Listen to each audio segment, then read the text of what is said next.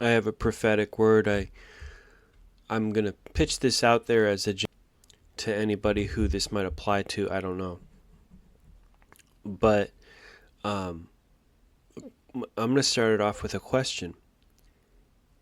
Were you raised by wolves?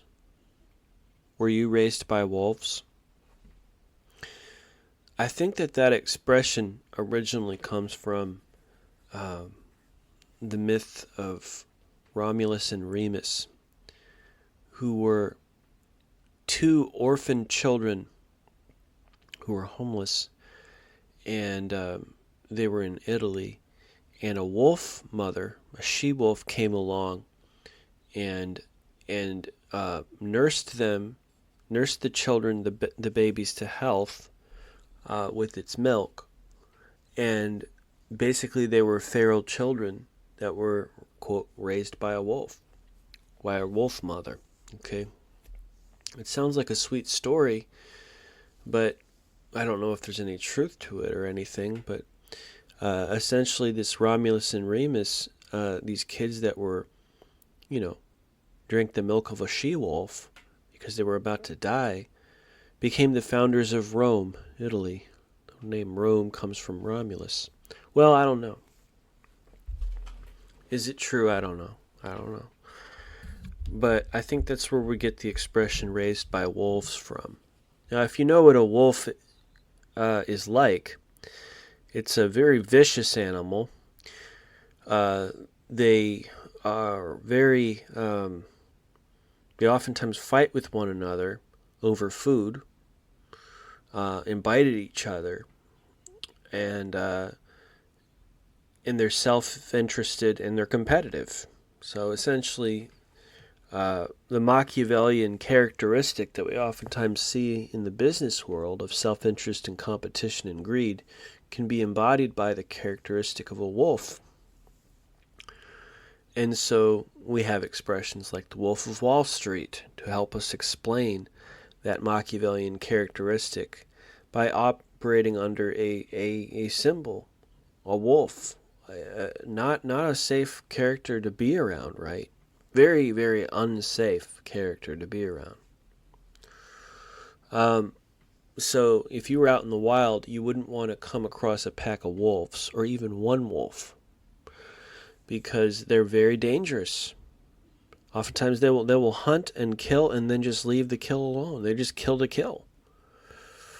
And they're very, very dangerous. And they only care about themselves. And they will destroy everything in their path. So they're very dangerous animals. And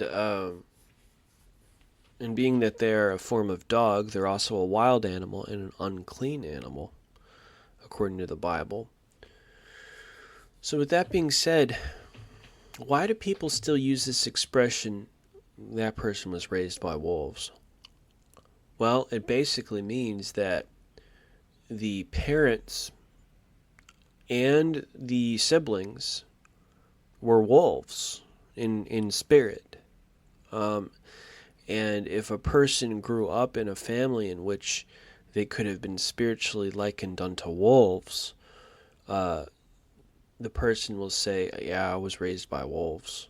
That doesn't mean I have to be a wolf. I might have been a wolf at one point in my life, but I've repented, I've come to Jesus, who's the Lamb of God, and I've become one of his sheep, and I'm not a wolf anymore.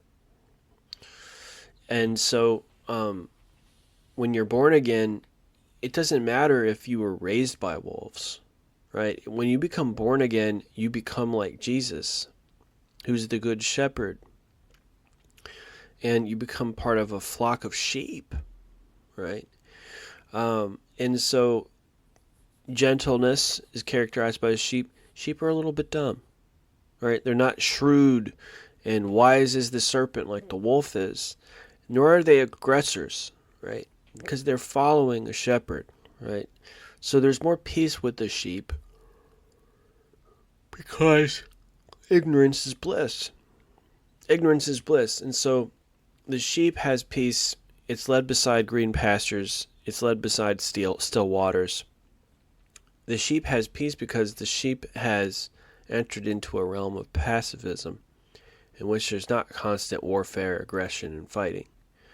The raised by wolves element is gone. You've moved away from a wolf pack into a sheep herd, and you're not a wolf anymore. You're not even a wolf in sheep's clothing. You are actually a sheep. You've been transformed into a sheep, right? You're not a wolf. You're not on the prowl. You're not on the hunt to try to find some food and then tear it to pieces only to leave it on the ground and walk away to somewhere else. No, you're a sheep. You're a sheep. You're kind of a dumb sheep, just kind of, walking around and grazing and kind of lazily just grazing around and being peaceful with a bunch of other sheep. And you got this caring good shepherd that watches over you. He leads me beside still waters and paths of righteousness for his name's sake. Okay, and that's Psalm 23. So that explains the transformation that a believer goes through. Even if they come from a wolf pack, right? When they become born again, they don't have to be in the wolf pack anymore. I dreamed that a young man was at a dinner table for a holiday event. Maybe it was a Thanksgiving dinner table. And the young man was a salesman. And he was at this dinner table with his family members, his relatives, most likely at a Thanksgiving dinner. And across the dinner table, he noticed that his uncle and his aunt, who he hadn't seen in a very long time, were there, and he was updating them on his life. But because he knew that they were preoccupied with business matters, he could only update them on his career. He wasn't able or capable of updating them on any other aspects of his life. And so, since they were such careerists, that's where he knew he could start a conversation with them. And he had to keep it brief, and he had to keep it light. And he said that, well, I'm a salesperson, but I'm really a sales support person. And he said, I have to self-deprecate myself because I know that they want me to. There's a lot of one-upmanship and ego-centricity in sales, where they like to try to put each other down to lift themselves up and glorify themselves. And said that in a joking way, and they laughed at it. And I thought that they would be sympathetic to the young man because they were his family. But then they leaned in and said, do you realize that when you were a baby, your parents wanted to take you almost to Las Vegas because you had such a nervous condition? Oh, no, he said. Yeah, and did you know that, you like to wobble your neck a lot? I mean, do you still have that neck problem? He said, oh, yeah, yes, I do. Yeah. You also have a really kind of like a big nose, don't you? And that gets in the way of you sleeping, right? What, do you have to have like a half a quart of Benadryl every night? He said, yeah, I actually do have to take Benadryl. And then they stood up and just scoffed at him and just walked away. Yeah. He was grieved.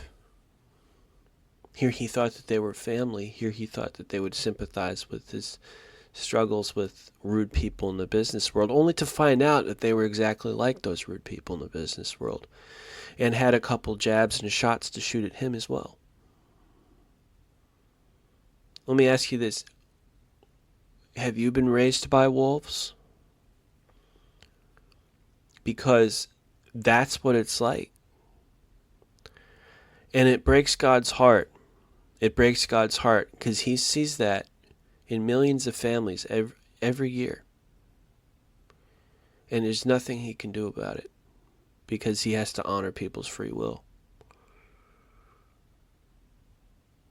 So if you're in a family like that, my advice to you is to remove yourself like Jacob did. He removed himself from Esau. He removed himself from Laban. And God helped to bring him into a safe place where there would be no hostility among family members, where he could raise his wife and his kids in a peaceful environment. Read Genesis 30, read Genesis 31, read Genesis 32, and look how God guarded and protected Jacob. God bless out there. This is John with WesleyGospel.com.